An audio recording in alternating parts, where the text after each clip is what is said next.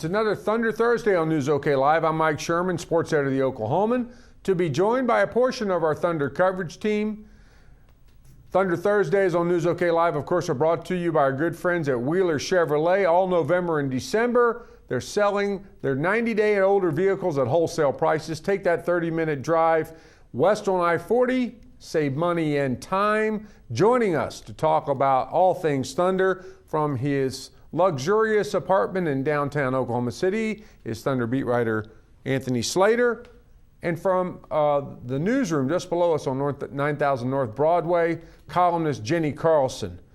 Anthony, the story, of course, of the NBA and of the Oklahoma City Thunder is Serge Ibaka versus Blake Griffin, Part 2. What is it with these guys? Why don't they like each other? Obviously, you had the Ibaka, where he kind of punched Blake in the groin last year. I'm sure that he still isn't sitting too well with Blake. And then obviously you saw what happened last night. And I mean, you got to throw the name Matt Barnes in there because he probably was the one who spiced everything up with the big push of Ibaka, which then you had the mosh pit and then the ejections, and it really changed the game. Anthony, you said the physical play of both of them, but both of them are a little bit sort of unconventionally physical. I mean, and Blake has a bit of a theatrical approach to his physicality, and Serge has a bit of a, international approach to it. What does that add to this rivalry? It's a strange mix, and I mean, Blake had problems with Ibaka, but Blake's had problems with other people in the past. Zach Randolph probably even more than Ibaka. They have an even longer history, and Zach Randolph's got a history with the Thunder too. But like you said, it is kind of they got a strange twist. They're both weirdly in physical ways. You saw Ibaka's had issues in the past. It's just a weird mix in a game that's always kind of high intensity, and this stuff seems to be coming out, and, I'd love to see a playoff series between these two teams.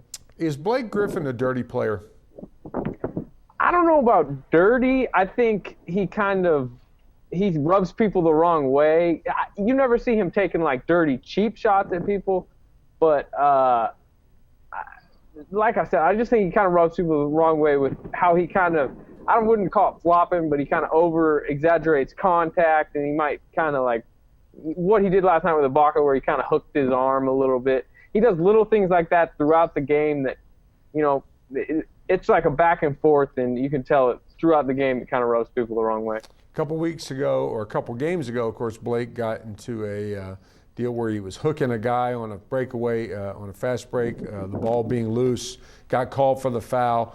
Little subtle things that he does. Of course, as you referenced last year, Serge Ibaka got a flagrant foul for a below-the-belt shot on Blake Griffin. Serge was not suspended for that play.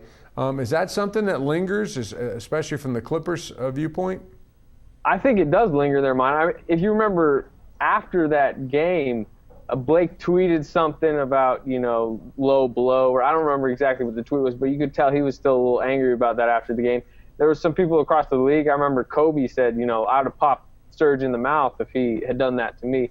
So I think just because of where the hit was to a man, I mean, sometimes that can kind of linger. The weird thing is, he didn't get ejected in that game for that hit. Meanwhile, he gets ejected last night for what seemed, a lot less of, doing something a lot less. Jenny Carlson is joining us from the newsroom at the Oklahoman, just below us here at 9000 North Broadway. Jenny, we're talking about Serge Ibaka versus Blake Griffin, round 2. Last night, as you watched the game, did you think what Serge Ibaka did warranted an ejection? Oh, we lost Jenny. Anthony, you brought it up. The question about the ejection. In your mind, was it did he get booted for instigating, or did he get booted for threatening of a punch? I think it was a combination of both. Well, first of all, I think it was an overreaction. I think it should have just been teased for the three of them, play on. I mean, the ejection, Serge was 6 of 6 at the time. He was playing great. You eject him, you eject Matt Barnes, and then you keep Blake Griffin. It was clearly a trade-off that the Clippers will take every day of the week, and it changed the game. The Thunder were up 6, they lose by 8. But I don't think it warranted an ejection. But if it could be made an argument for it, it would have been because what he did, which was kind of the throw off, instigated everything. And like you said, he had that weird, fake punch pose that he did. The NBA seems to be taken serious. They don't want punching. They don't want anything like that. They're suspending a lot of people lately for anything. So I just think it was them being overly cautious. Anthony, you talk about that fake punch. A couple things about the fake punch. It seemed like he was almost drawing back, A bow, yeah. like a bow or something, and threatening. I haven't seen quite that before.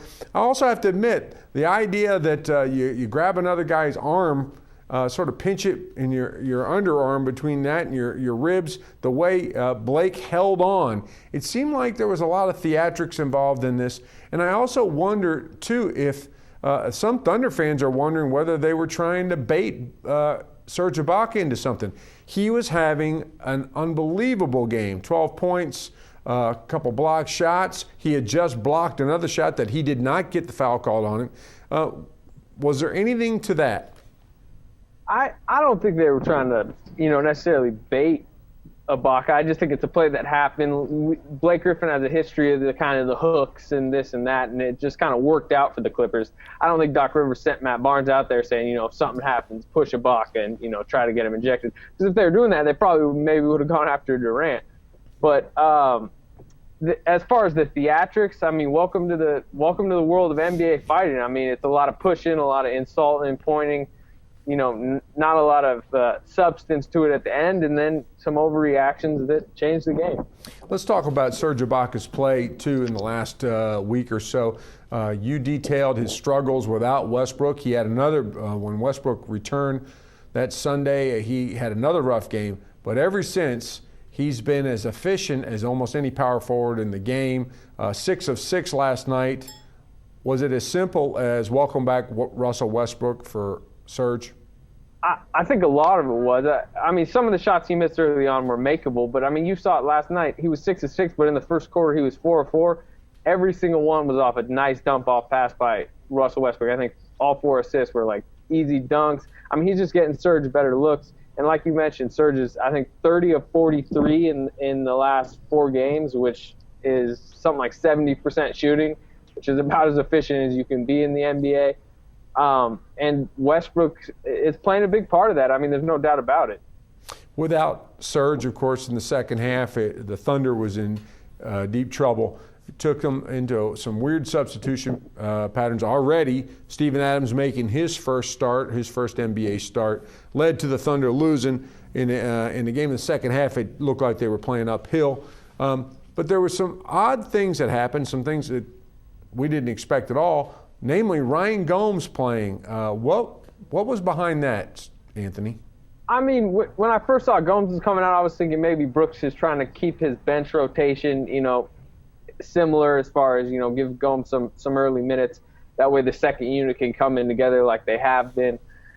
But I don't understand why he didn't play Perry Jones. That was the guy I thought was going to get a lot more minutes. He's played well up until this game. He played well in the first half. He had 5 points in like 6 minutes. And he looked like he was playing defense. He's 6'11". He's long. I thought this was a chance for him to get some extended run. And instead, Scott Brooks doesn't play him in the second half, even though he plays 10 guys.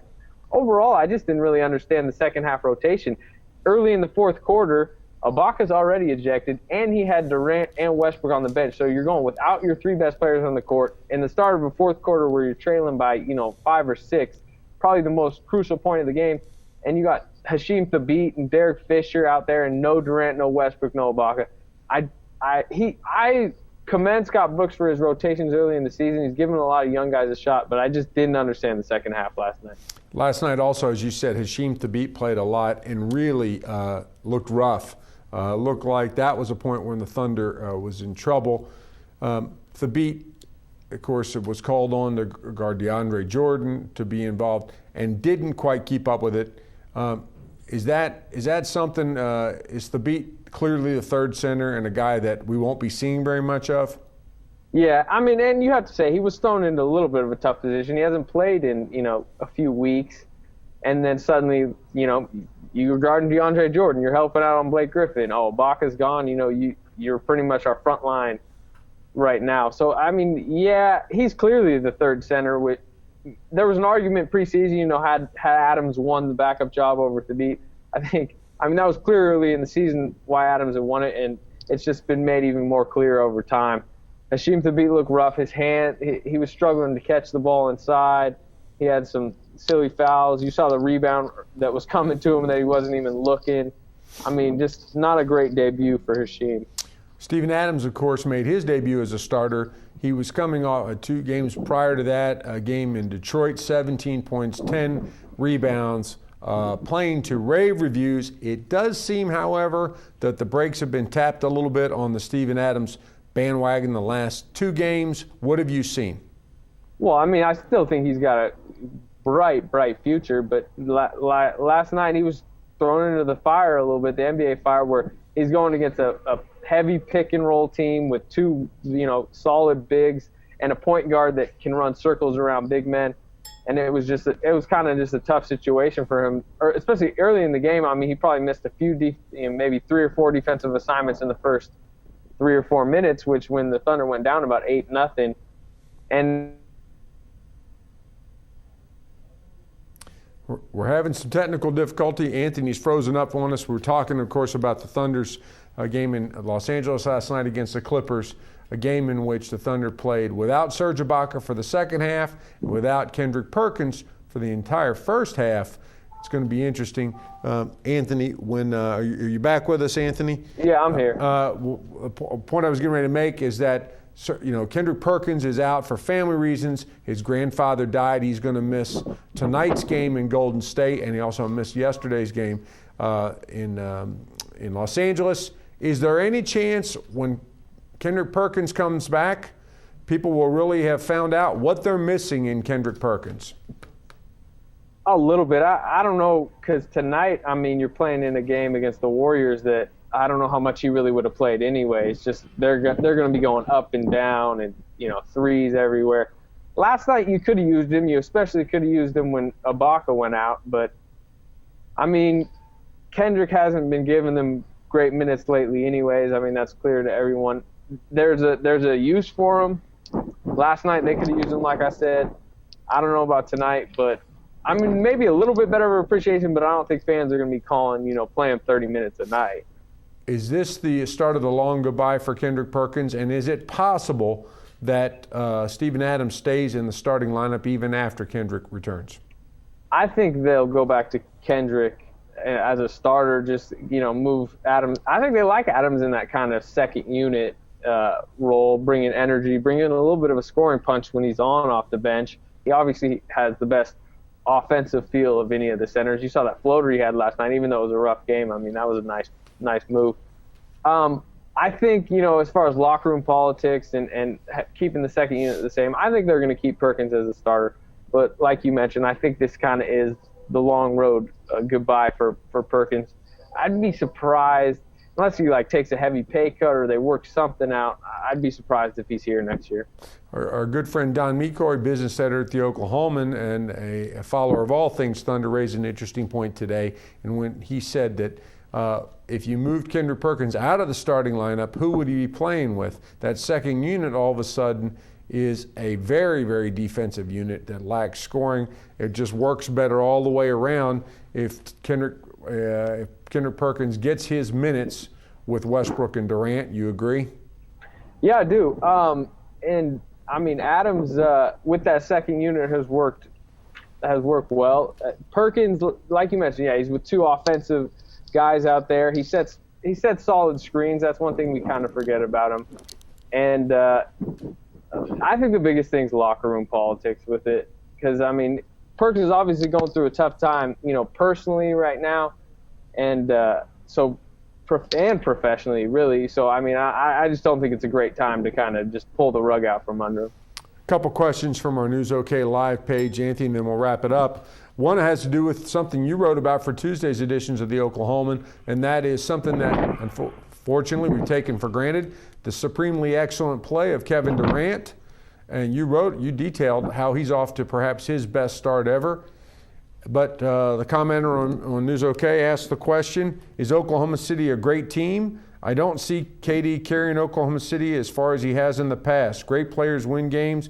Great teams win championships. Is this a great team? I think it can be. I think they have a high ceiling with all the young guys that are getting minutes right now that seem, like we've mentioned, they're going to go through growing pains. They've gone through growing pains the last couple games. But I think this team has a high ceiling. It's not like it's just Durant. We're talking about they got Russell Westbrook, who hasn't played as good as he has in the past, but I mean he's still a top 10 player in this league. And then Ibaka's been playing a lot better. The young guys are going to keep coming along. There's really, 5 or 6 teams that you'd say have a legit shot to win the title this year, maybe a couple more, and the Thunder are clearly one of them. And, that's what you want. We're hoping Jenny Carlson has rejoined us from the Oklahoma newsroom. Jenny, welcome. We're talking about great teams. Is Oklahoma City one of them? We still don't have Jenny's sound. We're still having some problems with Jenny's sound. Sorry about that, Jenny. Anthony, the Golden State Warriors, Thunder tonight, another West Coast game, another 9:30 start, making it tough on the Oklahoma City fan base, having to stay up late and go to work the next day. Last night, I think a lot of people were fighting it. What about tonight's game is especially exciting and worth staying up for? Personally, I think the Warriors may be the most exciting team in the league to watch, and then obviously, with the matchup with the Thunder, these are two Western Conference, a lot of people consider them contenders. I don't know if the Warriors are a serious contender at this point, but, the Warriors are favored tonight. They're incredible to watch at home. They're up and down. This on the second night of a back-to-back after kind of an emotional loss last night in L.A., this is a tough matchup for the Thunder, especially if, Steph Curry gets real hot. Klay Thompson's got the ability to explode for 30. This is an up-and-down team that is going to come energized. We'll see if the Thunder can bring that same energy. I'm hoping Jenny can join us for this last question. Jenny, is the Thunder better equipped to handle the Golden State Warriors this year than they were last year? More athletic, bigger? Can they win the track meet? Yeah, I think that's an interesting question. I think when you look at guys like Jeremy Lamb and Steven Adams and that second team, clearly not maybe yet to the scoring level that we saw last year out of Kevin Martin. Can't quite fill it up like he can, but athletically, I think they are better. I think they are more equipped to do that. So, defensively, I think they maybe did get a little bit better. Jeremy Lamb, I know Anthony's written about this earlier in the season. Maybe he's not the liability that we think he is. And I think that's, I haven't seen him as a huge liability. Is he great defensively? No. But he's pretty good, and obviously Steven Adams plays, defense really well. So I think that they probably are a little bit better equipped. But clearly, you've got to score and you've got to defend. It's going to be interesting to see how they do that tonight, especially with this altered lineup as Kendrick Perkins is gone again with that death in the family, and they'll be playing, slightly shorthanded because of that. Jenny, I'll bring you in on one last question that we started with, which was Serge Ibaka versus Blake Griffin. Round 2.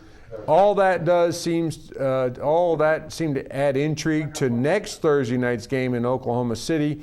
A couple days ago, we were planning coverage on it. Eric Horn, our News OK web editor, came up with the idea to do a thing. Ask the question, who would you rather have, Serge Ibaka or Blake Griffin? I got a feeling in Oklahoma City that Blake's popularity is rapidly on the decrease. What's happened to our favorite son here in Oklahoma, Blake Griffin, the last 5 years? Well, I think he's definitely more villain now than he ever was before. I think people are still, I would think, proud to say that one of the best players in the NBA is Oklahoma City born and bred. But clearly when he's going against the hometown team, I don't think there's nearly as much love as when he's going against the Lakers or the Warriors or Spurs or somebody like that. So, yeah, and he plays a good victim. Last night they get tangled up, and he looks like, what, me? Did I do something wrong? So, obviously he's been battered around a lot in his career, and we've seen him react. And, the way that if that was your kid, you'd hope they'd react and, not retaliating. But obviously, if he's playing for the other team, I don't think you like Blake Griffin that much. I don't know if he's the biggest villain in the league, but he's definitely a guy that there's a lot of people that, they'd rather I'd rather see him go away than play their guys. The Thunder, of course, 9:30 tonight on TNT. The whole TNT team, Shaq, Kenny, and Ernie will have a lot to say about Serge versus Blake Griffin. And then a week from tonight, those same two teams meet the the Chesapeake Energy Arena, Clippers Thunder here in Oklahoma City. That's all for this edition of Thunder Thursdays on News OK Live, but you can stay with the best coverage team any day at News OK and every morning in the Oklahoman.